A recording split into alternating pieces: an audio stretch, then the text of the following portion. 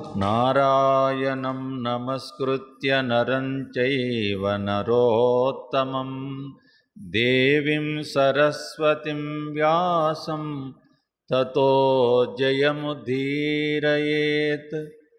సదాశివసమారంభ శంకరం వ్యాసశంకరమధ్యమాం అస్మదాచార్యపర్యంతం వందే గురుపరంపరా. స్థాపకాయ చ ధర్మస్య సర్వధర్మస్వరూపిణే అవతారవరిష్ఠాయ రామకృష్ణాయ తే నమః. జననీం శారదా దేవీం రామకృష్ణం జగద్గురుం పాదపద్మే శ్రేయోశ్రిత్వా ప్రణమామి ముహుర్ముహుః. నమః శ్రీయతిరాజాయ వివేకానందసూరయే సస్యసుఖస్వరూపాయ స్వామినే తాపహారిణే స్వామినే తాపహారిణే. శ్రీ గురుభ్యో నమః. హరి ఓం. అధిష్టాన గురువైనటువంటి బ్రహ్మి భూత శ్రీ చిదానంద గురుదేవుల పాద పద్మములకు అనంత కోటి దండ ప్రణామంబులు ఆచరిస్తూ, అలాగని అందరిలో విరాజిల్లేటువంటి ఆ పరమేశ్వరి అందరి హృదయాల్లో వెలుగొందినటువంటి వారికి అందరికీ వందనాలు ఆచరిస్తూ, దివ్యాత్మస్వరూపులారా, ఈ మాసం మనకు ప్రారంభం. చైత్ర పాడ్యమి. క్రోధా సమ్మోహ శృతిబ్రహ్మ శుద్ధిబ్రహ్మ బుద్ధినాశో ప్రణశ్యతి అని భగవద్గీతలో వచ్చినటువంటి ఈ శబ్దం ఈ సంవత్సరానికి పేరు వచ్చింది. క్రోధనామ సంవత్సరం. క్రోధనామ సంవత్సరంలో మనమందరం కూడా ప్రవేశించాం. 84 లక్షల జీవరాశులన్నీ కూడా ఈ కాలంలోకి ప్రవేశం అయ్యాం.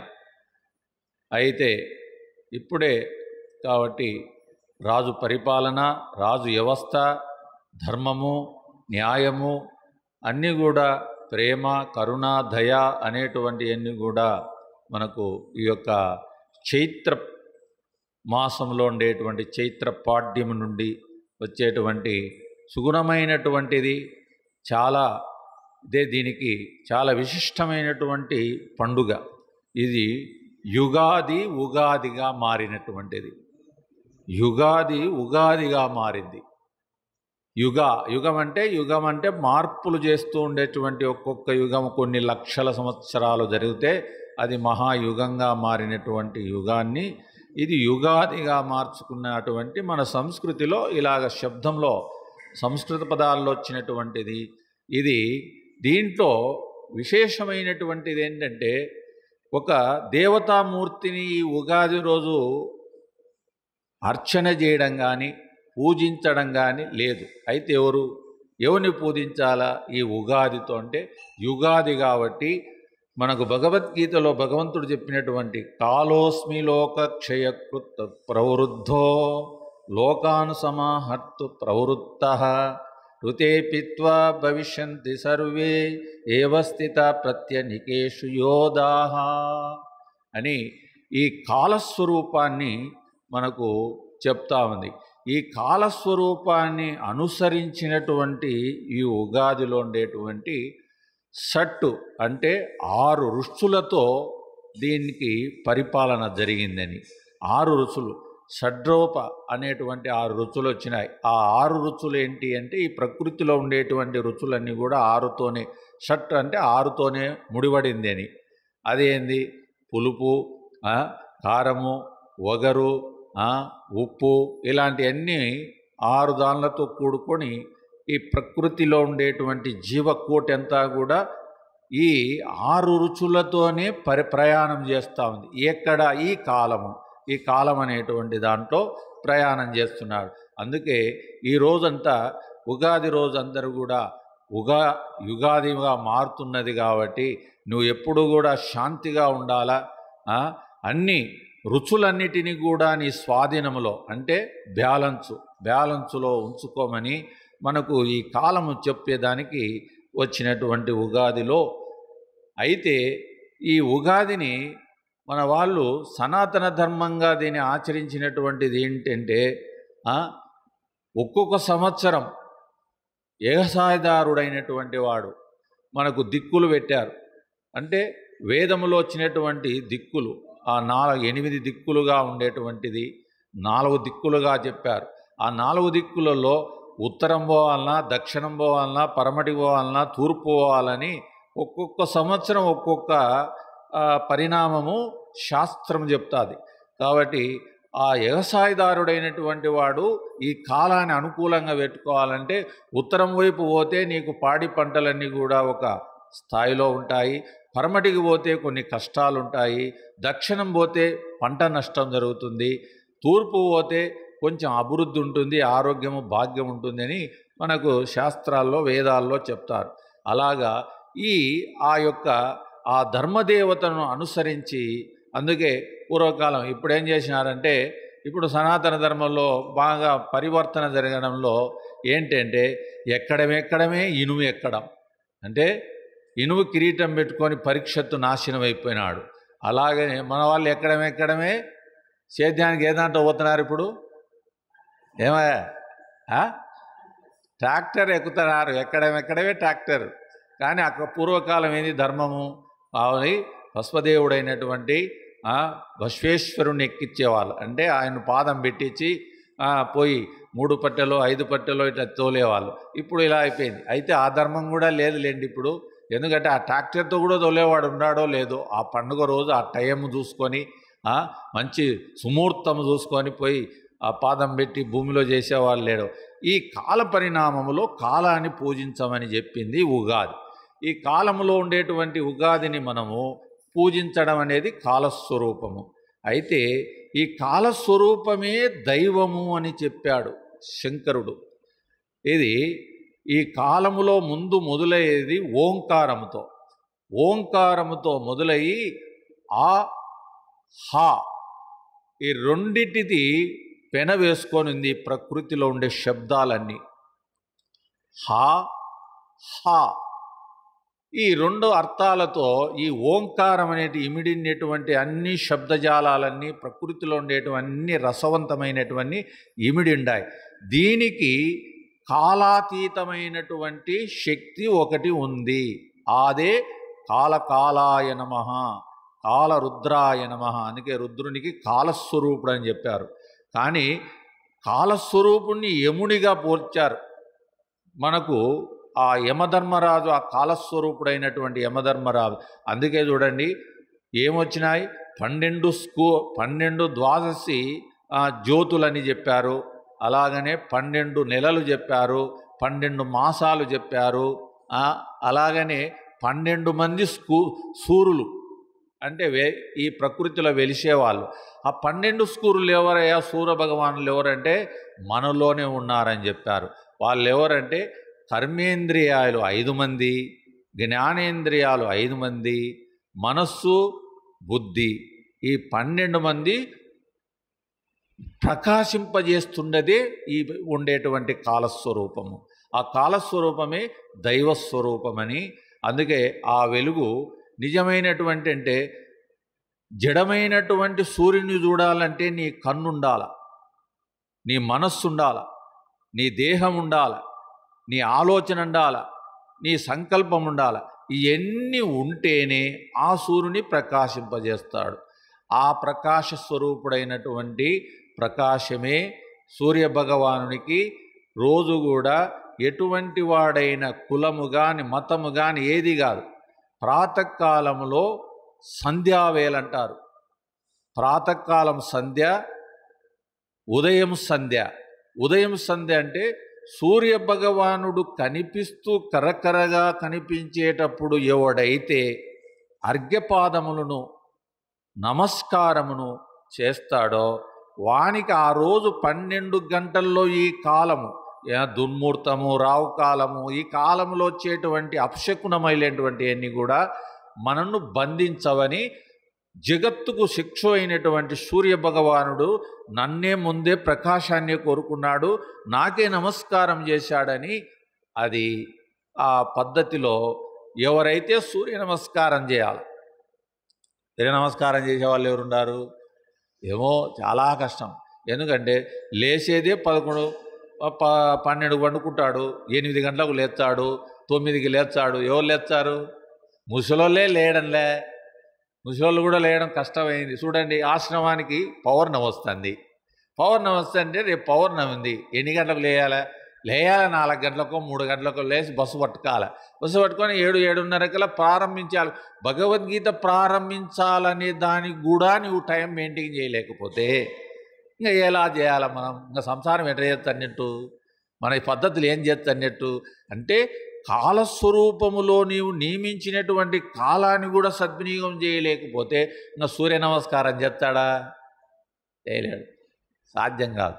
ఎందుకంటే ప్రాతకాల సంధ్యలో చేసినటువంటి సూర్య నమస్కారమే నమస్కారం, ఇంకా ఏది నమస్కారం కాదు.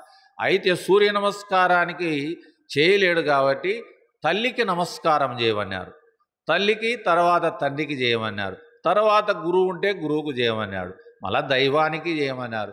అయితే ఈ సాంప్రదాయంలో మనకు సనాతన ధర్మంలో ఉండేటువంటి కాలస్వరూపాన్ని మనము చేసుకునేటువంటి చూడండి, ఇప్పుడు ఒక్కొక్క వ్యక్తికి 60 సంవత్సరాలు వచ్చినాయి, 70 సంవత్సరాలు వచ్చినాయి. ఎవరికి వచ్చినాయి? కాలానికి వచ్చిందే? ఏమన్నా సూర్యునికి వచ్చిందే కాలం? సూర్యునికి ఏమన్నా మారినాడా? 60 సంవత్సరాలు ఉంటే ఆ సూర్యుడినే చూస్తున్నాం. ఆయనే కనపడుతున్నాడు, మా మేడలోన కనపడతాడు, మొబ్బులోన కనపడతాడు, ఎక్కడైనా కనపడతాడు. ఆ సూర్యుడు మారలేదే, మరి ఎవరు మారుతున్నారు? ఎవరు మారుతారు? ఆలోచించండి. ఎవరు మారింది? నీ దేహం మారిపోయింది. బాల్యం, భూమి మీద వన్యాలం ఉంటే మార్పు జరుగుతానే వచ్చిందే లేదా? జరుగుతానే లేదా? కళ్ళు పోయినాయి, గడ్డాలు వెలిచినాయి. మా అందరి ఏ స్వామి నీకు అంత గడ్డం మెరిచింది అంటారు వాళ్ళు. ఏది దేహధర్మం? 60 దాటినావు, ఏముంటుంది వస్తుంది. అంటే ఇట్లా ఈ కాలస్వరూపములో మనము నిజంగా ఆ కాలస్వరూపాన్ని మనం ఆరాధించినట్లయితే దైవానికి దగ్గరగా ఉంటాడు. అందుకే మానవుడందరూ కూడా మన వేదాంతులు, ఋషులు కనిపెట్టింది ఏంటంటే భూతకాలం జరిగిపోయింది, భవిష్యత్తు కాలం నీ చేతిలో లేదు, వర్తమాన కాలం నీ చేతిలో ఉంది. ప్రస్తుతం నీవు ఇప్పుడు ఉన్నావంటే, శ్వాస ఆడుతుందంటే, నీ మనస్సు పనిచేస్తూ ఉందంటే, నీ చేయి కదులుతూ ఉందంటే వర్తమాన కాలంలో నీవు ఉండవు. కానీ భూతకాలాన్ని గురించి ఆలోచిస్తాడు, పోయిందాన్ని లోడుతంటాడు. భవిష్యత్తు కాలాన్ని గురించి లొట్టలేస్తుంటాడు. అట్లా చేయాలా, ఇట్లా చేయాలా, అట్లా పెట్టాలి. ఎట చెప్తాడు?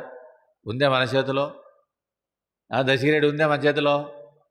భవిష్యత్తు కాలం నీ చేతిలో ఏ మాత్రం నీకు సంబంధం లేదు. భూతకాలం జరిగిపోయింది, ఆగిపోయింది, పోయింది. దాన్ని ఎట్లా తెచ్చుకుంటావు? తెచ్చావా?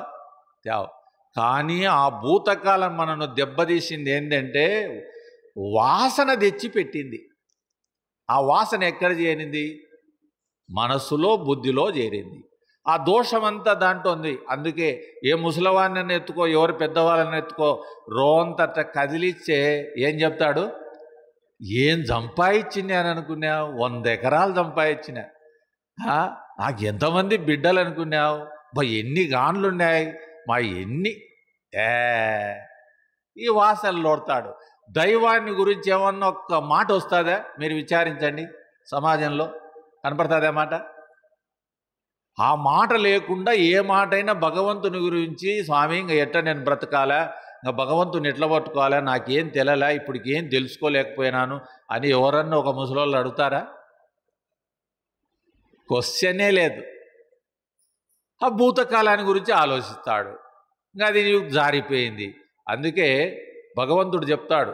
ఇప్పుడు రామాయణంలో వాళ్ళ అరణ్యవాసంలో నడిచేటప్పుడు భగవంతుడైనటువంటి రాముడు చెప్తాడు, తిన్నే అన్నము వదిలినే బాణము తిరిగి రాదంట.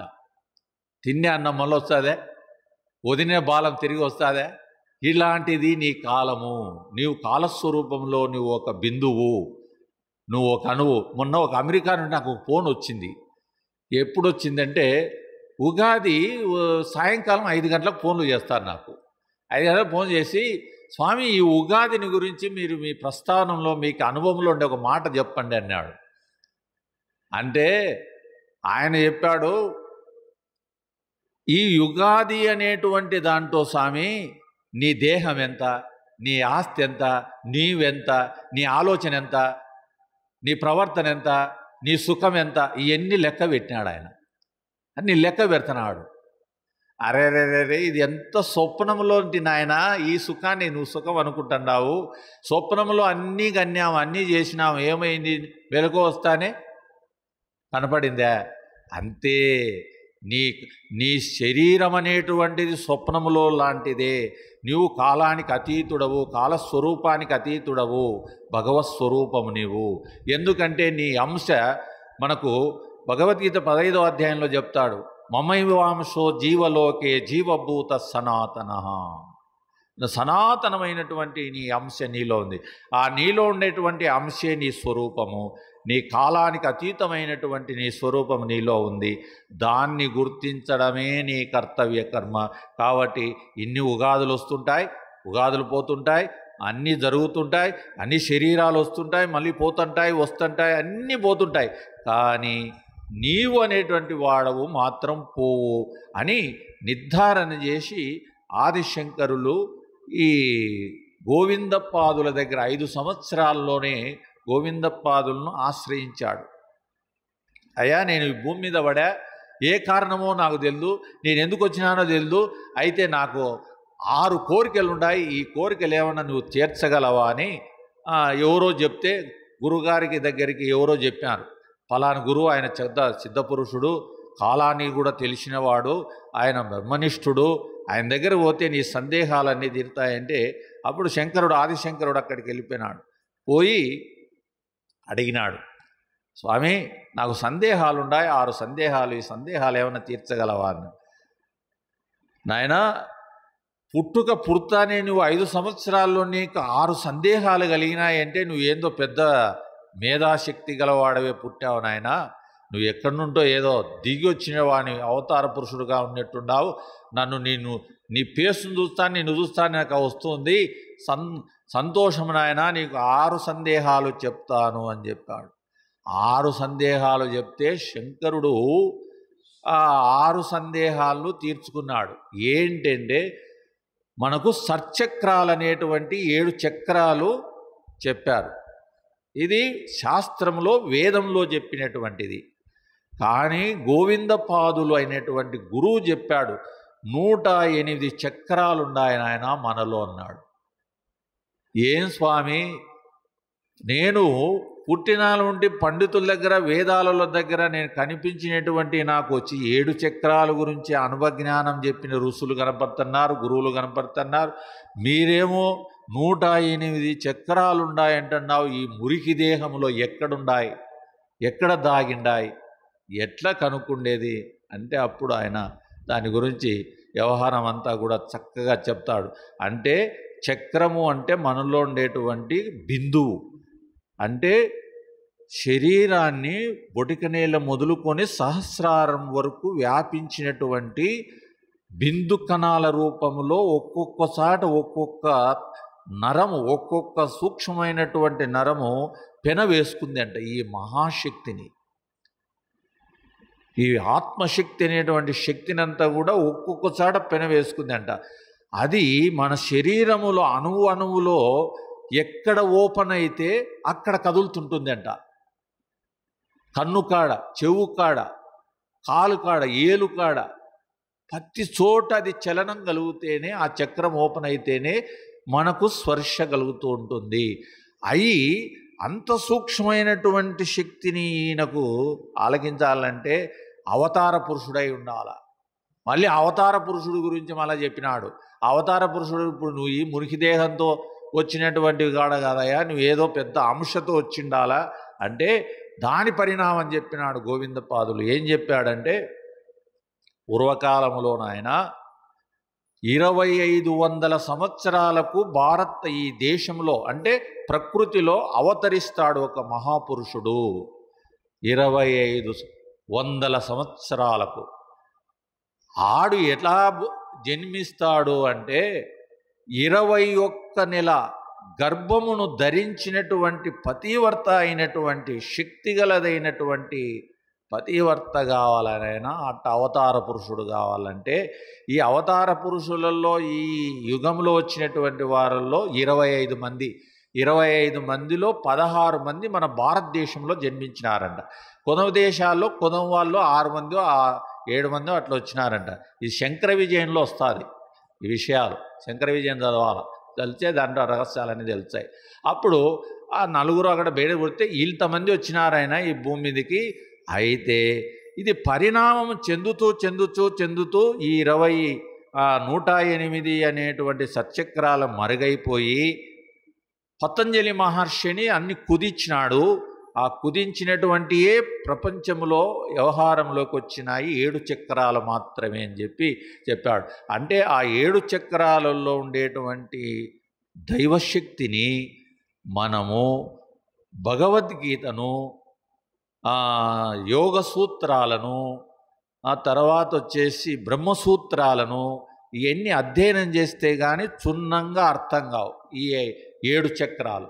అందుకే ఈ 7 చక్రాలు సాధన చేసేదానికి ఈ శరీరాలు ఇప్పుడుండే ఈ ప్రకృతి కలుషితంలో ఆహారం వ్యవహారం అన్నీ కలుషితం అయిపోయినాయి కాబట్టి ఇప్పుడు ఆ యోగం చేసేదానికి సాధ్యం కాదు. అయితే ఫైనల్ ఏం చేసినారు, 4 వేదాలు అధ్యయనం చేయాలంటే కొన్ని సంవత్సరాలు పడుతుంది.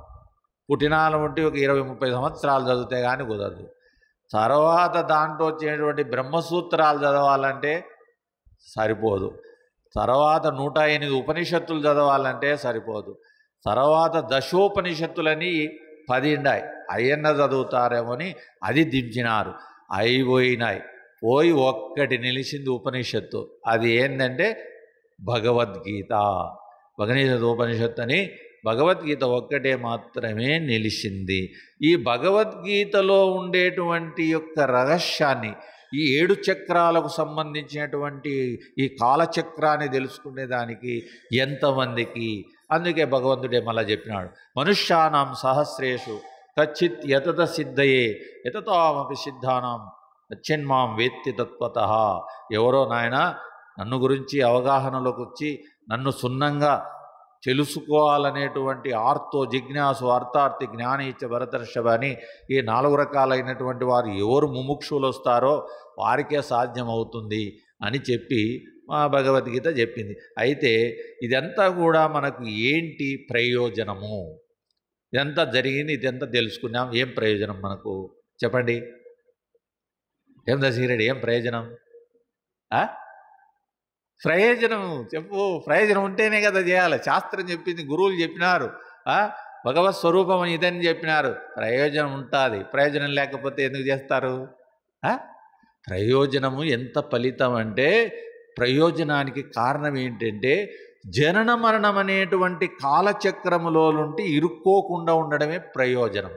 ఇది తెలుసుకుంటే ఆ కాలచక్రంలో ఇరుక్కోడు ఈ జీవుడు.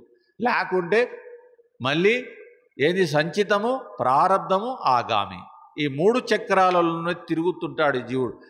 వడవడ తిరుగుతూనే ఉంటాడు. దోమ తిరిగినట్టు తిరుగుతుంటాడు. చూడండి మనం. అందుకే అవధూతులైనటువంటి వాళ్ళు ఏం చేసినారు, ఇప్పుడు జాగ్రత్త అవస్థనంతా వాళ్ళు కలలాగా చూస్తున్నారు. స్వప్నావస్థ అస్సలు ఇది జడ ప్రకృతి అని చూసినారు. కానీ సుషుప్తావస్థను బ్రహ్మస్వరూపంగా చూశారు. అందుకే వారికి అంటలేదు. అందుకే వాళ్ళు అవధూతలు అనిపించుకున్నారు. అందుకే వాళ్ళు ఏ చర్య మీద ప్రెస్ గారు, ఏ ఆలోచన మీద ప్రెస్ గారు, ఏ ఆలోచన మీదికి రావాలని ఇష్టం ఉండదు. అన్నిటికీ నిర్లిప్తంగా ఉంటారు. అందుకే వాళ్ళని జడుడు అన్నారు, వాడిని పిచ్చోడు అన్నారు, వాడి ఎర్రోని అన్నారు, ఏమేమో పేర్లు పెట్టారు. కానీ పిచ్చోళ్ళు కూడా ఉంటారు సమాజంలో. ఎందుకంటే మనస్సు ఒకదానిపైన రోజు కొన్ని గంటలిగిన కృషి చేసినాడంటే ఖచ్చితంగా పిచ్చి వచ్చాది, పిచ్చి ముదురుతుంది. ఏంటి? భౌతికమైన విషయాలపైన జరిగితే నరాలు జిడతాయి, లోపల ఆ వాసన పట్టుకుంటుంది, ఇంకా వాడు పిచ్చోడైపోతాడు. అయితే దైవశక్తిని గురించి, దైవ చింతన గురించి, ధ్యానము గురించి, యోగము గురించి ఆలోచిస్తే ఆలోచనలు మటుమాయమైపోతాయి, కరిగిపోతాయి, మొత్తం కరిగిపోతాయి. ఫ్రెష్ అయిపోతాడు, వానికి బ్రహ్మ వచ్చేసి వస్తుంది, వానికి నిర్మలమైన స్థితి ఉంటుంది, వాడు ఆనందంగా ఉంటాడు. పెద్ద ఒక ఏమిటంటే వాని ఆనందం అనంత అరులు దాచినట్టు ఉంటుంది, అంత శక్తివంతంగా ఉంటాడు. కానీ ఈ ప్రపంచ విషయాల్లోకి ఎక్కువ దిగినాడంటే పిచ్చోడైపోతాడు. అందుకే దానికంత భగవద్గీత మనకు చెప్పినది ఏంటంటే యుక్తాహార విహారస్య యుక్తచేష్టస్య కర్మసు. ఈ విధంగా నువ్వు కొద్దిగా దీన్ని పెట్టుకుంటూ ఉండు. చూడండి, ఇంకొక పరిణామము సాధనలో కానీ, నువ్వు బాహ్య కర్మను కానీ, నువ్వు పంట పండించిన దాంట్లో కానీ, ఇంకొక దాంట్లో కానీ మమకారం పెరగకుండా ఒక చిన్న సూత్రం చెప్పాడు శంకరుడు. ఏం చెప్పాడంటే, ఉదాహరణ ఏం చెప్పాడంటే, ఇప్పుడు భూమి ఉంది, భూమిని నీకు తెలిసినట్టు సాగు చేసినావు, పొలం దున్నినావు, నీరు పెట్టినావు, ఇంకోటి ఏదో చేసినావు. కానీ ముందు భూమి దున్నాలంటే ఏం చేయాలి? ఏం కావాలి ముందు? పదును అంటే వర్ణదేవుడు కావాలి, వాడు ముందు దిగాలి, వాడు సాయం చేయాలి. వాడు దిగుతాడు, వాడు వచ్చి దిగుతానే నువ్వు దున్నుతావు, దున్నినాకేం చేస్తావు? విత్తనం వేస్తావు, విత్తనం వేసినాక దానికి ఎంత కాపాడుకుంటావు, ఇంకా దాని కష్టాలన్నీ నువ్వే పడతావు. మా వాడు ఉన్నాడు సాంబుడని, నేను వస్తంట పోతంట, వాడు 24 గంటలు కొర్ర వేసుకున్నాడు, రాత్రిళ్ళు పిట్టలు అయ్యే, పందులు అయ్యే, అన్నీ అయ్యే, అన్నిటిని ఒడ్డుకోవాలి, వాడు దాన్ని రక్షించుకోవాలి. ఇట్లాగా అనేకమైనటువంటి బాధలకు గురై కావాలి గృహస్థుడైనటువంటి వ్యవసాయదారి. ఈ పంట పండించినాడు, ఆ పంట పండించాక పంట వచ్చింది, అది వచ్చిన తర్వాత దానికి ఎంతమంది కూలీలు పనిచేసి ఉండాలి? వాడు పనిచేసి ఉండాలి, కోసినవాడు ఉండాలి, తీసినవాడు ఉండాలి, వేసినవాడు కాదు. అంత పంట వచ్చింది, ఇంటికి వచ్చినాడు. ఇంటికి వచ్చినాక దీంట్లో ఎంతమంది భాగాలు ఉన్నారు? ఎంతమంది భాగాలు ఉన్నారు దశగిరెడ్డి? లెక్క పెడతావా నువ్వు ఎంతమంది భాగాలో దాంట్లో? అలాగనే నువ్వు చేసే ఆలోచనలు, నువ్వు చేసే కర్మలో ఎన్ని భాగాలు ఉన్నాయో అది నాదంటావే, ఈ కర్మ నాదంటావే, నేను చేసినానంటావే, నేను పండించినానంటావే. ఈ కర్మను అందరు పంచుకోవాలనా లేదా? అందరూ అయితేనే కదా అది జరిగింది. ప్రకృతి అనుసరించాలి, భూదేవి ఆమె అనుగ్రహించాలి, పంట పండాలి, దాన్ని కోయాలి, పెట్టాలి, తెచ్చాలి, వేయాలి, ఇంతమంది సహకరిస్తే ఈ కర్మ నేను చేసినానంటాడు. ఎంత తప్పు ఇది! అందుకే దానికి భగవంతుడు చెప్పినటువంటిది ఏంటంటే, నిష్కామంగా చేయి నాయనా, నీ కర్మను నువ్వు నిష్కామంగా చేయి, ఆ పాపానికి ఆ ఫలితానికి నువ్వు గురి కావాకు అని భగవద్గీత మనకు 18 అధ్యాయాలలో నొక్కి నొక్కి చెప్పినాడు. ఎవరికి? జీవుడు అనేటువంటి అర్జునునికి. మనం కూడా ఈ చరిత్రంలో ఉన్నాడు జీవుడు, పరమాత్మ చెప్తున్నాడు లోపల, నువ్వుది కాదు ఈ ఫలితం, భగవంతుని అనుకో, భగవంతుని అనుకో. అట్ల భావాలతో ఈ కాలములో ఎవరైతే భగవత్ చింతన చేసుకుంటూ, క్రోధము అంటే చూడండి, దాంట్లో అరిషడ్ వర్గాలలో క్రోధం వచ్చి పోయింది, ఇప్పుడు పైకి వచ్చింది. ఆ క్రోధం అనేది చాలా ప్రమాదకరమైనటువంటిది, అంతర్శత్రు, అది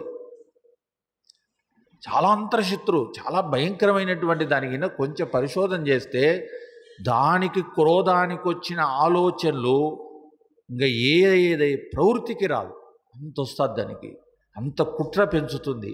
అందుకే ఆ క్రోధం అనేటువంటి దాన్ని చల్లార్చాలంటే మనము భగవన్నామం అనేటువంటి అడ్డుకట్ట వేయాలి.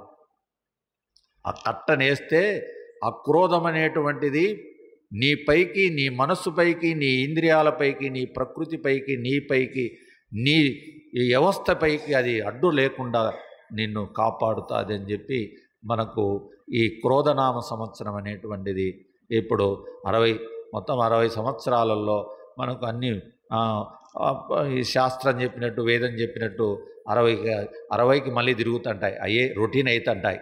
ఆ రొటీన్ కావడమే ఈ వచ్చంటాయి. కాబట్టి దీంట్లో వచ్చేటి అన్నీ వస్తూ ఉంటాయి పోతుంటాయి, కానీ ఉండేది కాలస్వరూపుడైనటువంటి భగవంతుడు. కాలస్వరూపుడుగానే ఈ ఉగాది రోజు మనము ప్రేమతో భక్తితో ఆ కాలస్వరూపుడైనటువంటి సూర్యభగవానుని కాలానికి మనం చేయాల్సినటువంటి నమస్కారం పూజ చేయమని చెప్పి ఆ షడ్వైనటువంటి యొక్క షడ్రసోపేతమైనటువంటి షడ్రుసులను ఆ ఎన్నిటిని కూడా దేహమును తట్టుకోలేదు.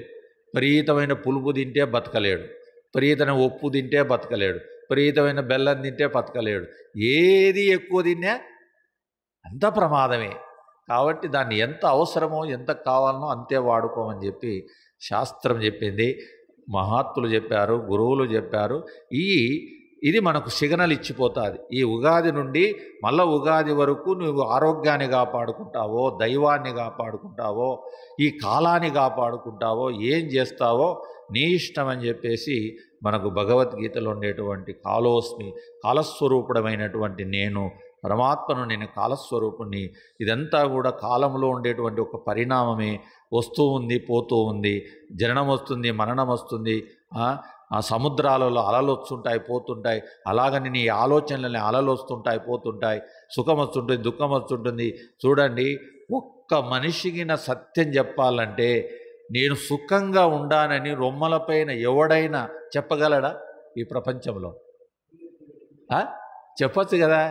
ఏవయ్యా నీకు భూములు ఉన్నాయి, నీ పిల్లముంది, పిల్లలు ఉన్నారు, ఆస్తులు ఉన్నాయి, కార్లు ఉన్నాయి, జీపులు ఉన్నాయి, భూములు ఉన్నాయి, ట్రాక్టర్లు ఉన్నాయి, ఎన్నిండాయి, ఎందుకు అనుకోకూడదు? ఒప్పుకోడు. కష్టం. శాంతిగా ఉండాలంటే కష్టం, కుదరనే కుదరదు. కాబట్టి ఇంత నికృష్టమైనటువంటి దీంట్లో మనం బ్రతుకుతూ శాంతి లేకుండా ఉండామంటే, ఒక్క శాంతికి కావాలంటే భగవంతుడు శరణ్యం తప్ప మరి అన్యం లేదని చెప్పేసి గురువులు చెప్పారు, శాస్త్రాలు చెప్పాయి. దీన్ని దృష్టిలో పెట్టుకొని మనం జీవితాన్ని కడతీర్చుకోవాలి. ఎందుకంటే కాలస్వరూపంగా ఉండేటువంటిది మొత్తము పరమాత్మే. మరి కాలస్వరూపమైనటువంటి పరమాత్మ కాకపోతే నువ్వు మరణం ఎందుకు అడుగుతున్నావు? మరి దీంతో కులికినావు, దీంతో సుఖాలు పొందినావు, తిన్నావు, చేసినావు, అంత అయిపోయింది. ఏమో ఆ దేవుడు ఇంకా కరుణించలే, మరణం కూడా నీవే అడుగుతున్నావే. అవాంగా నేను బతకలేకుండా స్వామి, ఈ నొప్పులు బతికిందని ఎప్పుడో నేను కన్ను మూసేడగా చెప్పు, ఎప్పుడు చచ్చిపోతానో ఎందుకు అడగాలే? నీ దేహమే కదూ, నీవే పెంచుకున్నావు కదా, ఎందుకు అడుగుతున్నావు? మరి అది కూడా నోచుకోలేకుండావే. అందుకే కాలస్వరూపంగా వచ్చి ఇంక వీడికి ఈ దేహం పనికి రాలే, ఇదంతా ముసిల్లి అయిపోయింది, ఇంక పండ అయిపోయింది, ఇంక దీనికి పనికి రాదని చెప్పేసి కాలస్వరూపంలో వచ్చాడు. వచ్చి ఆ కారు తీసేస్తాడు, అయిపోయింది, జీవితం అయిపోయింది, ఇంకా ఏముంది అట్లా. కాబట్టి దీంట్లో ఉండేటువంటి ఇంత క్షుణ్ణంగా దీంట్లో చెప్పినటువంటి శాస్త్రాల్లో ఉండేటువంటి రహస్యాలన్నీ కూడా గురువులు చెప్పి ఈ సమాజానికి ఎంతో సేవలు చేసిపోయినారు. వారిని గుర్తు చేసుకుంటూ విచారణ చేసుకుంటూ భగవంతుని అనుకోమని. అందుకే మన హిందుత్వములు ఏం చేసినారు, ఒక్కొక్క రుచికి ఒక్కొక్కడు బానిస అయిపోయినాడు కదా. ఇప్పుడు ఈ మనకు ఉండేటువంటి అంతర్శత్రువులైనటువంటి శబ్దస్పర్శ రూప రసగంధాలకు దానికల్లా బలి అయిపోయినట్టు ఒక్కొక్క ప్రాణి ఒకటి బలి అయిపోయింది. అలాంటి ఆ శత్రువులందరూ మనలో ఉన్నారు. ఆ శత్రువులందరినీ మనలో ఉండేవాడిని మనం గెలిచాలంటే ఎవరిని పట్టుకోవాలా? ప్రపంచాన్ని పట్టుకుంటావా? భార్యా పిల్లలను పట్టుకుంటావా? ఆస్తులను పట్టుకుంటావా? ఎవరు ఉద్ధరిస్తారు? కానీ ఈ శ్వాస నడిపిస్తున్నాడే, ఈ శ్వాసను ఎరుకలో ఉంచుతున్నాడే, ఈ శ్వాస ఆడిస్తున్నాడే, వాడిని పట్టుకోవాలి. వాడిని పట్టుకుంటే అస్సలైనటువంటి గుట్టు మనకు అర్థమవుతుంది. అందుకు ఈ ఉపాయాలు చెప్పారు. భక్తి, జ్ఞానము, వైరాగ్యము, ఇవన్నీ విచారణ. చూడండి, అనంతంగా మనకు 3 రోజులు చక్కటి సందేశాన్ని ఇచ్చినారు. 2.5 గంట చక్కగా ఎన్ని రకాలైనటువంటి అన్ని రూపాలలో, అన్ని కోణాలలో ఉపమానాలు, ఉపమేయాలంటే సాక్షి స్వరూపాన్ని చూపిస్తూ నీవే సాక్షివి పరమాత్మ స్వరూపణం అని చెప్తూ నిరూపణ చేస్తూ దానికి ఉపమానాలతో దానికి అనేకమైనటువంటి సత్సంగాలు మనకు జరిగినాయి. అలాగా ఈ యొక్క భగవత్ స్వరూపాన్ని మనం రోజు, ఎందుకంటే కాలం ముందర ప్రతి మానవుడు దాసోహమే, దాసుడే. అందుకే ఒకటే ఉపాయం చెప్పింది మనకు స్వామీజీకి. పుల్లారెడ్డి స్వామి అని 1942లోనో 43లోనో ఆయన ప్రత్యక్షమైనాడు స్వామీజీకి. ఇంటి నుండి వైరాగ్యం కలిగి ఇంక వెళ్ళిపోతున్నాడు. వెళ్ళిపోతే ఆ గ్రామము సత్రములో ఆయన బయట కూర్చొని ఉన్నాడు. కూర్చొని అంటే గడ్డం గిడ్డం పెట్టుకొని పెద్దగా ఉన్నాడు. ఆయన ఐజాన్ బావుడు పుల్లారెడ్డి స్వామిని. మన దగ్గర ఉంది ఫోటో కూడా. ఆయన దారిలో పోయినాడు. ఆయన పోతే తీసుకుపోయి స్వామీజీ ఒక పైన బాగా జిబ్బా వేసుకొని బాగా ఒక దావతే కట్టుకొని బాగా తెల్లటి వేసుకొని పోతున్నాడు. పోతంటే ఈయనలోండి ఏ జ్ఞానాన్ని గుర్తించినాడో ఆ పుల్లారెడ్డి స్వామి, ఇట్రా అన్నాడు. అంటే ఎవరో సాధు మాదిరి ఉన్నాడే నాయన, ఎవరో ఈ మహానుభావుడు మనం పోయి దండం పెడితే మంచిదేమని చెప్పి స్వామి దగ్గరికి వచ్చినాడు. దగ్గరకు వచ్చి పోయి నమస్కారం చేసినాడు. కూర్చో అన్నాడు. ఏ ఊరికి ఊరు అడగలే, కూర్చో అన్నాడు. కూర్చున్నాక సాయంత్రం అయింది, పొద్దునైంది. పొద్దున 10 గంటలకు అయింది. 10 గంటలు అయితేనే ఈయన 10 గంటలకు భిక్షాపాత్ర ఆయన ఒక బుట్ట ఇచ్చాడు. ఆ బుట్ట అదే పూర్వకాలం మనకు బుట్ట అనేది, ఆ బుట్ట ఇచ్చినాడు. అన్నం పెట్టలే, ఏం పెట్టలే. ఎవరే బ్రహ్మచారి బుట్ట తీసుకొని పోయి ఊళ్ళో పోతానే ఒక 7 ఇళ్ళ దగ్గర ఏదైనా తీసుకొని రాపు అన్నాడు. ఏం తీసుకొచ్చేది, ఇంక అన్నం మీద అడగగలిసింది. సరేలే స్వామి అన్నాడు. ఆ బుట్ట తీసుకొని పోయినాడు. 7 ఇళ్ళ కాడికి పోయి అన్నం పెట్టి అని అడగకూడదు. భవతి భిక్షాందేహి అని అడగాల మంత్రం చెప్పినాడు పుల్లారెడ్డి స్వామి. పోయి వాకిలి అవతలే పోయినాడు. పోతే వాళ్ళ పెద్దమ్మ కొడుకు వాళ్ళ చుట్టం ఇంటి దగ్గరికే పోయినాడు స్వామి. వాళ్ళకి అనుబంధం ఉంది. ఆ చుట్టం ఇంటికే పోయినాడు. ఆ ఎంగటమ్మ అంట ఆమె పేరు. పోతాడు, ఏంది మనవాడు ఈ వేషంలో ఏంది ఇట్టొచ్చినాడని చెప్పి ఆమె ఏమో చేసింది. అది ఆ లోపల అప్పుడు కర్జికాయలు అత్రాసాలు అని రకరకాలు ఉంటాయి కదా, ఆయన తీసుకొని పోయి ఆ బుట్ట నిండా పెట్టింది. బుట్ట నిండా పెట్టి ఇంక బుట్ట నిండా 7 రోజులు అంటే బుట్ట నిండితే సరిపోతుంది అనుకున్నాడు. 7 ఇళ్ళకి పోవాలి కదా. బుట్ట నిండింది కాబట్టి సరాసరి పోయినాడు. స్వామి అనుకున్నాడు, వీడు మమకారంతో తెచ్చినాడు ఈ ప్రసాదము, 7 ఇళ్ళ కాడ తేలేదని చెప్పేసి వద్దు నేను తిననన్నాడు. అరే ఇది పొరపాటు అయిపోయిందని చెప్పేసి మళ్ళీ మరుస రోజు వచ్చేసి మళ్ళా ఆ 7 ఇళ్ళ కాడ తీసుకొని వచ్చినాడు. తీసుకొని వస్తే మరి ఏం చేయాలనుకుంటున్నావు నువ్వు అని అడిగినాడు. 3వ రోజు అడిగినాడు స్వామిని, నువ్వు ఎందుకు వచ్చినావు, ఏం చేయాలనుకుంటున్నావు అంటే, ఏం లేదు స్వామి నేను భగవంతుని తెలుసుకోవాలని వచ్చినాను. స్వామి భగవంతుని తెలుసుకోవాలని వచ్చినాడంట. భగవంతుని తెలుసుకుంటావా, సరే అని చెప్పేసి ఒక 10 రోజులు 5 రోజులు కూర్చున్నాక ఆ స్వామికి ఉండే తత్వాన్ని కొంచెం వివరించాడు. మనకున్నది ఏంటంటే మనకు ఈ విచార సాగరంలో ఉండేటువంటి కొన్ని విషయాలు సాంఖ్యం అంటారు. ముందు సాంఖ్యం తెలుసుకోవాలి.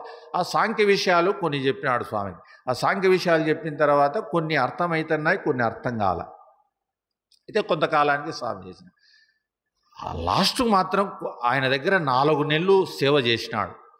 ఆ బుట్ట తీసుకుపోయి ఆ బంధువులలో పోయి భిక్షం ఎత్తుకొచ్చి కూర్చొని మొత్తం మీద మాత్రం 4 నెలలు నివాసం ఆయన దగ్గర ఆ సత్రంలోనే పడుకున్నాడు. ఆయన రహస్యం చెప్పినాడు, సోహం దాసోహం అయితేనే నీకు సోహం అబ్బుతుంది అన్నాడు. ఈ సోహం ఏంది, దాసోహం ఏంది అని ఇక్కడ పట్టుకునే స్వామికి ఇది పట్టుకొని తిరిగినాడు దేశాన్ని. ఇంకా లోతు చెప్పలే, ఇంకా దేశాన్ని తిరిగినాడు. అది ఆ విషయాన్ని అంతా కొంచెం తెలుసుకొని ఆ గుట్టును తెలుసుకున్నాక మహనీయుడైపోయినాడు. అలాగా మనము కూడా అట్లా ప్రతి ప్రశ్నేన సేవయా, భగవద్గీత 4వ అధ్యాయం చెప్పింది. ప్రతి ప్రశ్నేన సేవయా, నువ్వు ప్రశ్నించి మరీ అడగమని చెప్పి. అలాగనే చూడు, మొన్నటివాడు 1800 చిల్లల్లో వివేకానందుడు పుడితే ఆయన వాడ ఎత్తుకున్నాడు గుడువు. నువ్వు దేవుణ్ణి చూసినావా అని అడిగినాడు. నిలదీసి అడిగినాడు. గడ్డాలు మిసాలు ఉండేవాళ్ళని అంత ధైర్యంగా అడిగినాడు. ఉన్నాడు అని చెప్పినాడు. ఆయన సందేహం తీర్చుకుని అట్లాగా. కాబట్టి ఇక్కడ ఏంటంటే వైరాగ్యం ఉంటేనే సాధన వస్తుంది. ఇది ఫైనల్. వైరాగ్యం లేనిది సాధన కుదరదు. ఈ వైరాగ్యాన్ని సంపాదించుకోవాలి. అందుకే మనకు సమాధి షట్క సంపత్తిలో వచ్చాది శంకరుడు చెప్పిన దాంట్లో. ముందు నీకు వైరాగ్యం కల్పించుకోవాలి, వైరాగ్య భావాలు నీలోకి రావాలి. అవి వచ్చి నీ ఇంట్లో కాపురం చేస్తే, నీ మనసులో కాపురం చేస్తే నీకు అప్పుడు ఆ వైరాగ్య భావాలు కలిగినప్పుడు సాధన అనేటువంటి పట్టు దొరుకుతుంది అని చెప్పేసి మనకు యొక్క పవిత్రమైనటువంటి చైత్ర పౌర్ణమి చాలా సుదీనమైనటువంటిది. ఇక్కడ నుండి మనకు అన్నీ మొదలవుతాయి. వర్షాలు, గాలులు, వ్యవస్థలు అన్నీ కూడా నష్టాలు, కష్టాలు అన్నీ వస్తూ ఉంటాయి. కాబట్టి భగవంతుని పైన ప్రీతితో, భక్తితో రోజు ఒక్క సూర్య నమస్కారం ఒక్కటన్నా చేయండి. దయచేసి ఏమొద్దు. ప్రాతకాలంలో 5 గంటలకు లేస్తానే ఆయన కాసుకొని చూసుకుంటా ఇంట్లోనో మీ విద్య పైనో ఆయనకు నమస్కారం పెట్టినాక నీ ఏ పనన్నా చేసుకో. ఆ ఒక్క నమస్కారం చేసి నీ ప్రవృత్తి, నీ కర్మను ఏదైనా చేయాలనే చేయి, ఇంక ఇబ్బంది లేదు. కానీ ఇలాగా ఎవరు ఆచరించినారు చెప్పండి సూర్య నమస్కారాన్ని? రైట్. ఇంకా రావణాసురుడు అర్ఘ్యాన్ని వదిలినాడు, చేసినాడా లేదా? ఆత్మలింగాన్ని, కైలాసం నుండి ఆత్మలింగాన్ని తీసుకొచ్చినాడు. ఆ శక్తి వల్లనే ఆయన వచ్చింది. కానీ ఆత్మ అంత దురాశ మంచికి కాదు కాబట్టి ఆ దురాశతో పరమాత్మని బంధించాలని చూసినాడు. ఆత్మశక్తిని ఆయనలోనే ఇమిడ్చుకోవాలనుకున్నాడు. అంత స్వార్థం పనికిరాదు కాబట్టి ఆయన విఘ్నపాలైపోయినాడు. అర్ఘ్యం వదిలేటప్పుడే కదా ఆడబెట్టి. ఇప్పుడు అది ఎక్కడది? గోకర్ణలో అక్కడ చూస్తే ఆయన చాలా బీదవాళ్ళు ఆ కుళ్ళు భూముల్లో ఎట్ట బతుకుతున్నారో, ఎట్ట తింటున్నారో. 270 రూపాయలు 84లో పోయినాయి. 84లో పోయి ఆయన దర్శనం చేసేదానికి ఏంటి చరిత్ర, అది ఏంటి ఆడ పరిస్థితి అని పోతే అప్పుడే 270 రూపాయలు. ఇప్పుడు 400 ఉందో 500 ఉందో తెలియదు. భోజనం ఇంతలా ఉంటుంది. ఏమి అరగలే, చపాతీలు అయినా తినాలంటే కుదరదు. గోకర్ణంలో అక్కడ ఆయన ఆత్మలింగాన్ని అక్కడ ప్రతిష్ఠించడాన్ని, అది శివరాత్రి అప్పుడు దర్శనం తెల్లారుజామున 12 గంటలకు ఆయన దర్శనం చేస్తే రావణాసురుడు కూడా దర్శనం ఇస్తాడని ఆ చరిత్ర చెప్తారు. అలాగా ఈ ఆత్మలింగం అనేటువంటి దాన్ని ఆయన అర్ఘ్యం వదిలే సూర్య నమస్కారం చేసి అంత శక్తిని సంపాదించినాడు. కాబట్టి మన చేతిలో ఉండేది అదే. ఉదయం లేచి పూజ చేయాలంటే ఓపిక లేదు, స్నానం చేయాలంటే ఓపిక లేదు, భగవద్గీత చదవాలంటే ఓపిక లేదు, ఏమి చేయాలనే ఓపిక లేదు. ఉందే? ఎవరికి లేదు. కష్టం, చాలా కష్టం. అదొకటి ఆచరించండి. కాబట్టి ఎందుకంటే యద్యదాచరతి శ్రేష్ఠ తత్తదేవే తరోజన సయత్ ప్రమాణం కృతే లోకర్తృతను వర్తతే అని భగవద్గీత చెప్పింది. ఆచరిస్తేనే భగవంతుడు దొరికేది, ఆచరణ లేకపోతే దొరికేవాడు కాదు. ఎందుకంటే ఉండాడు, కానీ నువ్వు ఆచరిస్తేనే ఆయన నీకు పట్టుబడతాడని చెప్పింది. కాబట్టి ఇంత గొప్పతనం ఉంది మన సనాతన ధర్మంలో, మన యుగాది యొక్క పండుగ. అలాగనే చూడి శ్రీరాముల నవమి చూడు రాజు.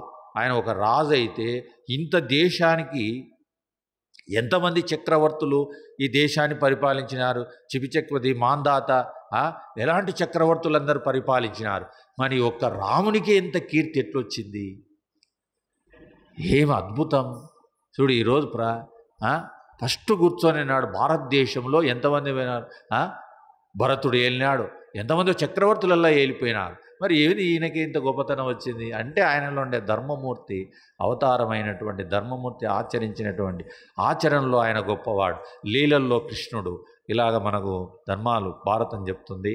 అంత పవిత్రమైనటువంటి ఈ యొక్క శ్రీరాముల నవమిని బాగా సంతోషంగా జరుపుకో అని చెప్పి చూడండి. 4 వేదాలు వాళ్ళ అన్నదమ్ములలో 4 వేదాలు పుట్టాయంట. ఆ దశరథుడైతే దశేంద్రియాలకు అతీతుడైనటువంటి దశరథునికి ఆ 4 వేదాలే. ఇంకా ఈ అమ్మగారు పుట్టినారు, సాధన చక్రవర్తులు వాళ్ళు. సుమిత్ర, కైకేయి, వీళ్ళందరంతా ఆ సాధన చక్రవర్తులు. వాళ్ళంతా ఆ ధర్మాలు ఆచరించినారు. అందుకే ఈరోజు కూడా భారతదేశంలో కీర్తిని పొందినారు. ఆ కీర్తి నిలబడిపోయింది.